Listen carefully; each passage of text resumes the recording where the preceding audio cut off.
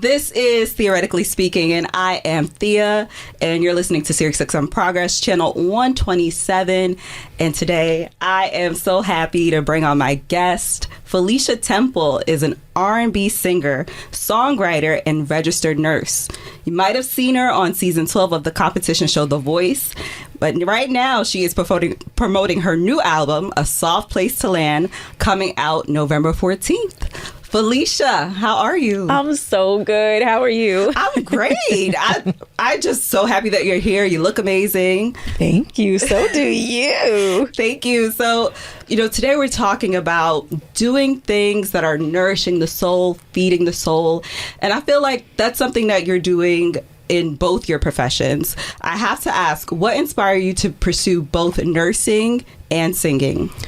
I have to say, interestingly enough, nursing was a choice that I made because I knew I wanted to do music. It was a logical decision. I know a lot of people get into healthcare and they have this great story about, I was sick when I was little, or, I met a nurse that I really loved, or a doctor that I really loved. And for me, I wanted to have a career that gave me flexibility to be able to make the music that I wanted to make. I grew up with my dad being a police officer and also being a touring artist. And to this day, he is retired. He's touring the world with the Sugar Hill Gang. And he always said to me, music, even when you are so talented, may not work. And you have to be prepared for that reality.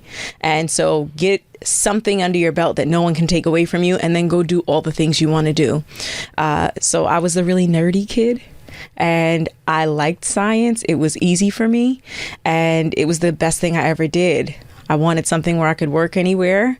That was quick to get through school, all in all, 4 years, and give me the flexibility. And that did it for me. And I ended up falling in love with nursing. So it worked out. Wow. Yeah. I love that. And I saw in an interview where you talked about, you said it's like living a double life, being a nurse and a singer.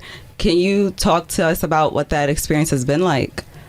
It is such a weird life that I live. Sometimes I'm like, man, if I had a reality TV show, people would not believe. Like currently, right now as we speak, I'm working a contract nursing job, technically a travel nurse position. Here, actually, in the city somewhere, I won't name where.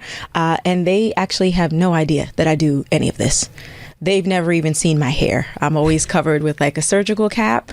I come to work and they just know that I'm a travel nurse. Yeah. And I really, really love that. It kind of gives me peace in my daytime life. I'm completely my brain is focused on nursing. Mm-hmm. And to literally go home, go to sleep, wake up and get to come and do stuff like this, you can't really describe.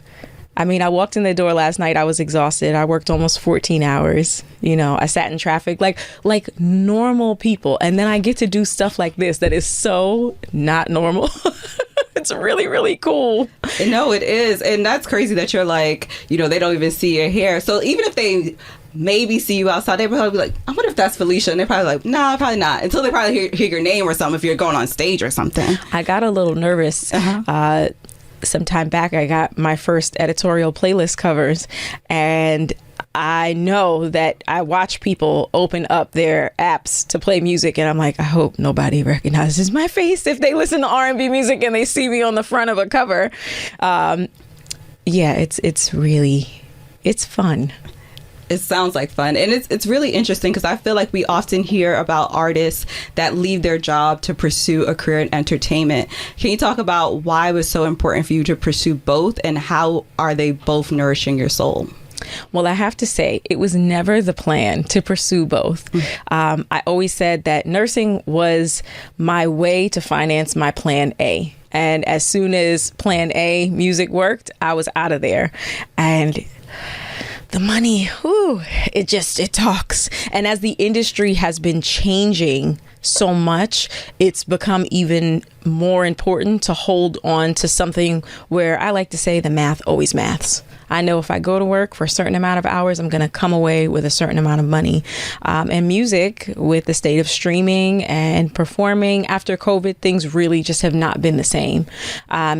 It gives me the freedom to be able to make choices that I think a lot of artists can't afford to make, because sometimes you just have to do what you have to do. You have to take gigs maybe you don't want to take.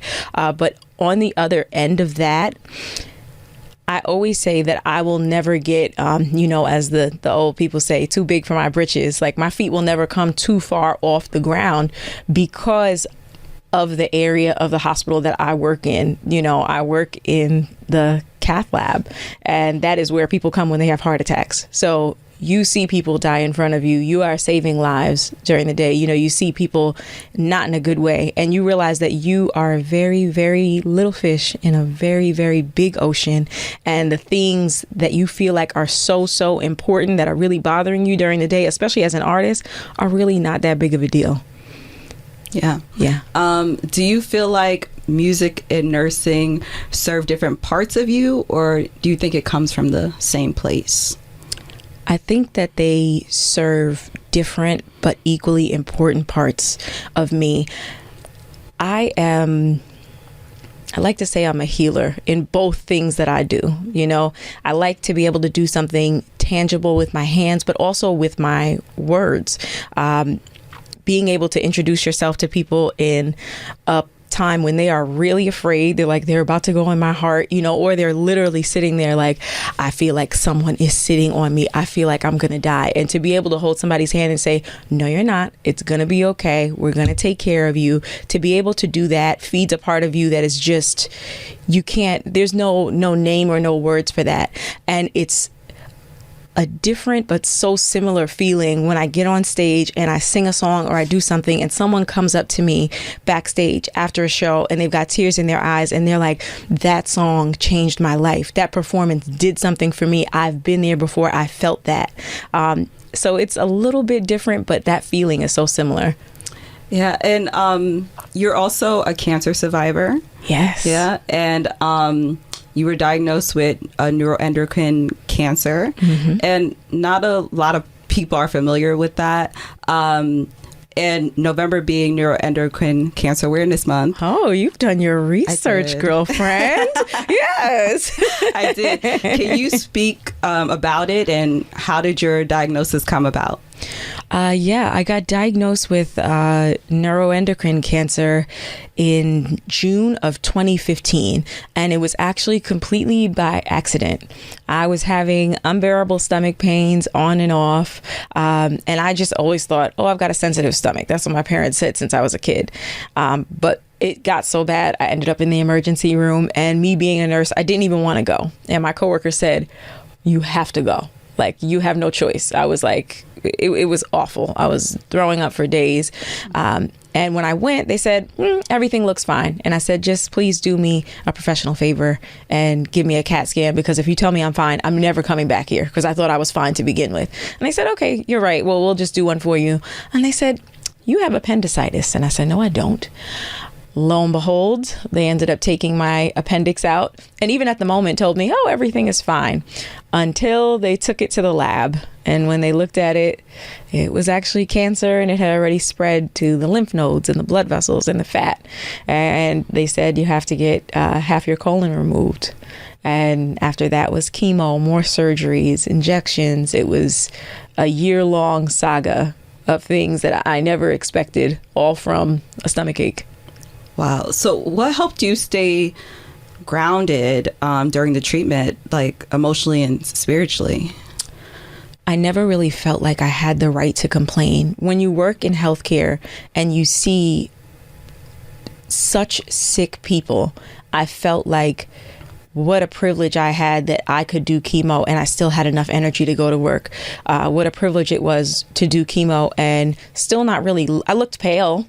I look tired. Most people, what's the first thing people say to you when you're really tired and you're really pale and you're nauseous?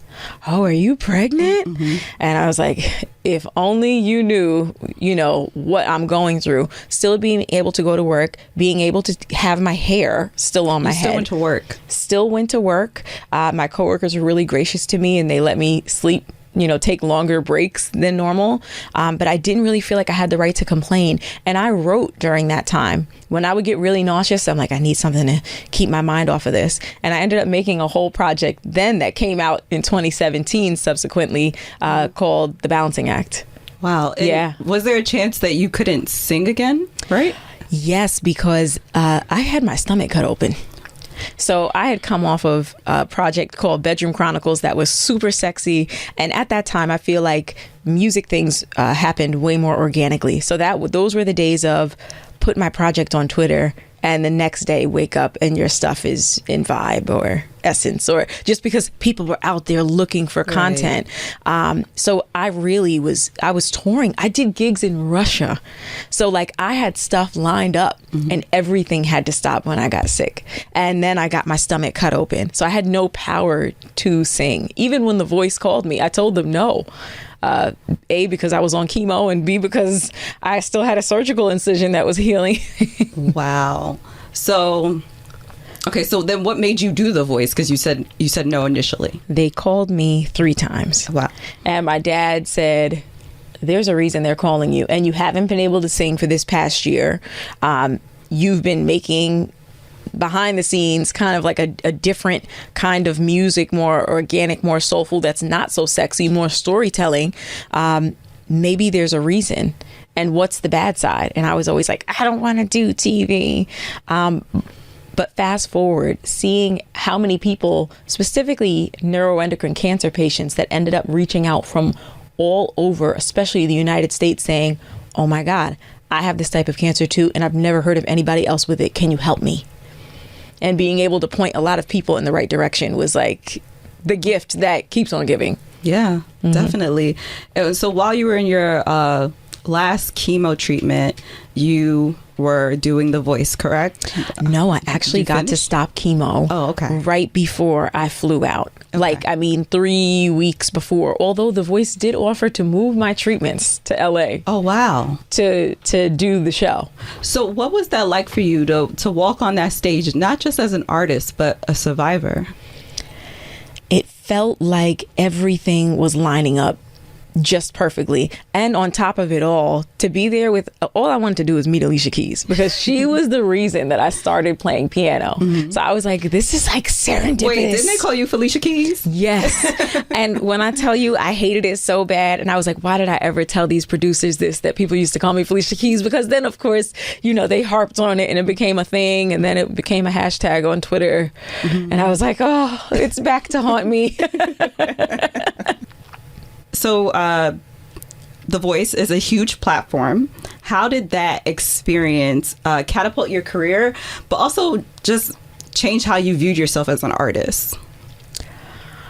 I think before The Voice, because I was doing stuff that was so in this like sexy R&B lane, I don't think that I really recognized the international appeal and what can happen when you're on a nationwide platform. That's huge. So I was introduced to an audience that I don't think would have ever gotten the chance to see me. And the work that I got because of that, the network that I got because of that, was just incredible.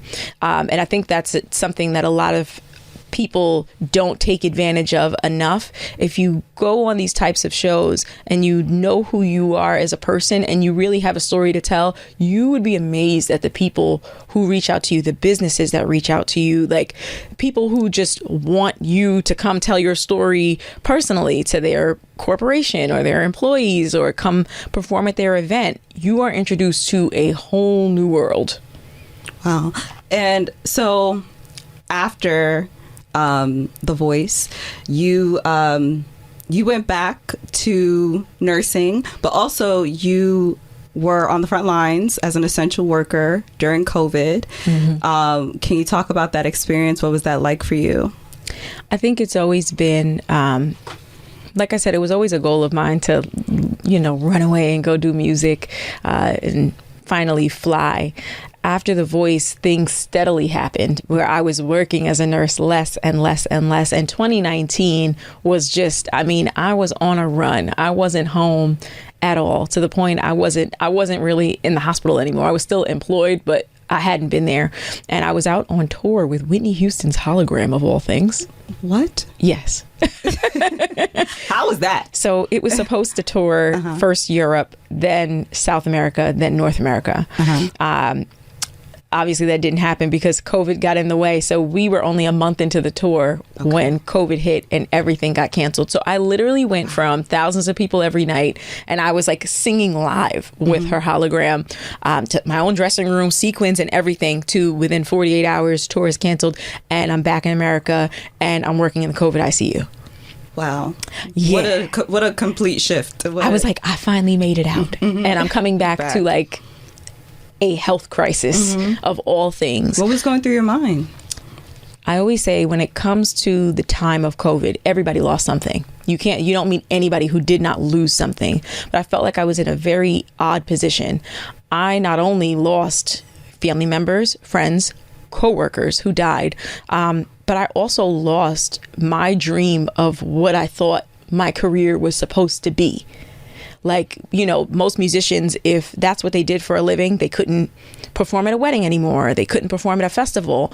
I had that life was completely taken away from me. And then I had so much sickness and death around me. And it was really, really hard. It's hard for anybody to see that. But even in healthcare, we are not prepared to see that every day. And that's something that I really carry with me. That really changed the trajectory of so many things. And I often think, man, what would life have been like if that never happened? I feel like things would be completely different. So how did you get, I mean, once things start opening up, did you start returning to singing, or? It took me a while really to start making music again. And I felt like a lot of other artists got a leg up on me, because most people during COVID were like, ooh, I can hunker down and I can make songs all day. And I did nothing but be home, and I've got a vault of songs built up. And I was like, I've been working overtime trying to make sure your grandma lives.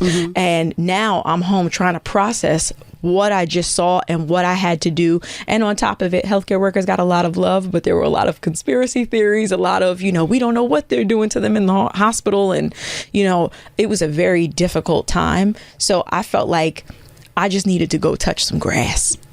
No, that's very much needed, very much important. You went through a lot. But I ended up getting back to it, and I put out Bedroom Chronicles 2 in 2021, which I was really, really excited for, because the first one came out in 2014. Wow. And the people who had been following me from the very beginning, that was all they wanted. Yeah, they were hungry. They were waiting. Yes.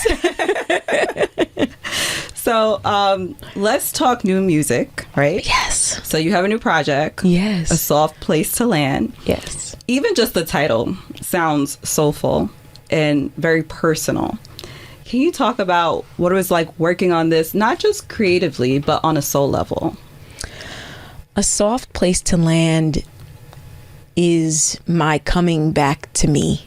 So this project was written about my divorce. Really long story short. A lot of people hear the title A Soft Place to Land, and some people get excited because they think it's going to be Bedroom Chronicles 3. And I'm like, no, not at all. We are in an era where a lot of women are talking about, I want to be in my soft girl era. But we're all looking for some place that feels safe. And after you go through a breakup or a divorce where your whole foundation is rocked, you're just looking for someplace firm to put your feet.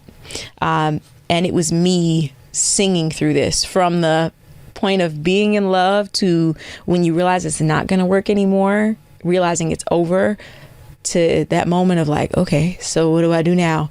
Oh my God, I'm alone. Then you start dating and you realize you don't know what you're doing. You start making poor choices. And then you realize in the end that it's your responsibility to be your own soft place to land. And still in that, giving yourself grace through all the seasons of you, right? All the different versions of you, all the things that you thought you would never do. I used to be a very black and white person. You know, I'm never getting divorced. You say never to a lot of things. And I've learned to give every version of myself grace, you know, and I hope that in giving myself grace and taking accountability for what's happened in my own life, I give other people permission to do the same. I love that. Any collaborations on the project? Any producers that you haven't worked with before? So this project is like a love child of me and Obi Brown. Obi is he is like the Jack Dine to my Alex Isley. If you're like really into R&B, you know, he is like the D Mile to my Lucky Day. Like he is my person when it comes to music. And funny enough, we actually met on the Whitney hologram tour. Oh, wow. He was a guitar player and he's the one who encouraged me to start playing guitar. And we kept in touch all throughout COVID and we finally said, let's do something. So this entire project was done with him and I. The coolest collaboration that I have on here is because there are only 3 credits on the entire project. Myself, Obi, and a writer whose name is R.H. Sin, which at first glance, you might say, I don't know who that is. But if you look on Instagram, there is a page that has a couple million followers. He's a New York Times bestseller. And there's like all this poetry that's on there. And he sells books of poetry. And it's really geared more towards women. He's very much a recluse. But he wrote the poetic interludes on this project. Okay. Yeah. Okay. I gotta tell you, I love Don't Want to Be Lonely. love it. It's R&B at its finest, okay? Like, I just love that song so much. Like, I was so heavily loving Silk Sonic's like After Last Night and Leave the Door Open. And I was like, I want something that feels like that, because there are men making this sound, but I have not heard any women making this sound. See, I love that project, so now it makes sense why I'm like, let me just hear it one more time. Let me hear it again.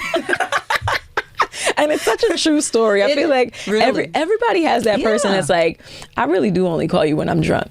And you really only call me when you don't have anything to do. But I mean, it's all right now. Yeah, it is what it is right now. I just don't want to be alone, you know? Right.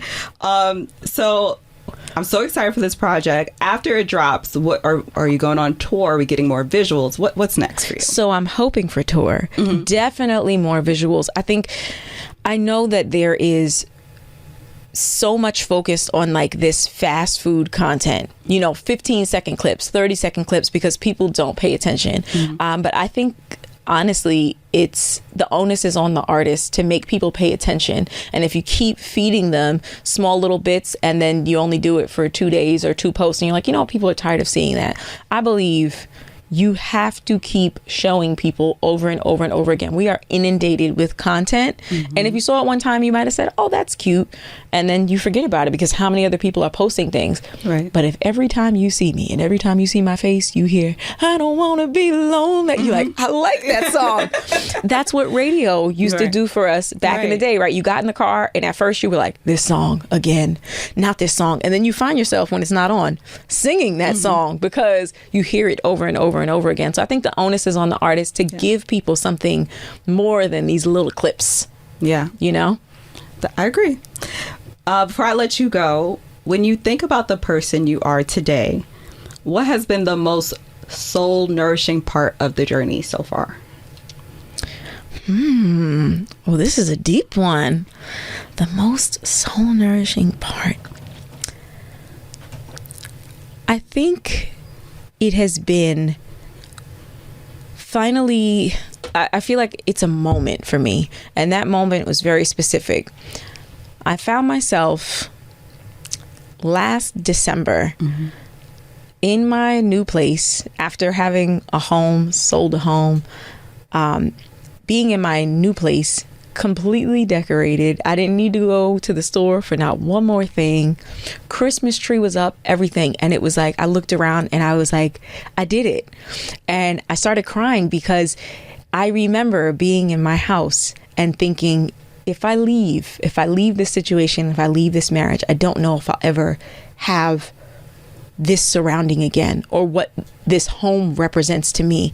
And I felt like I took a leap. I did not know if I was ever going to put my feet on the ground again. And at the time I had bought a new car, and I had my beautiful big old Christmas tree, and I had good music playing, and I had a glass of wine, and everything just looked so beautiful and decorated. And that moment for me was like, I landed. I did it. Like, I didn't fall on my face.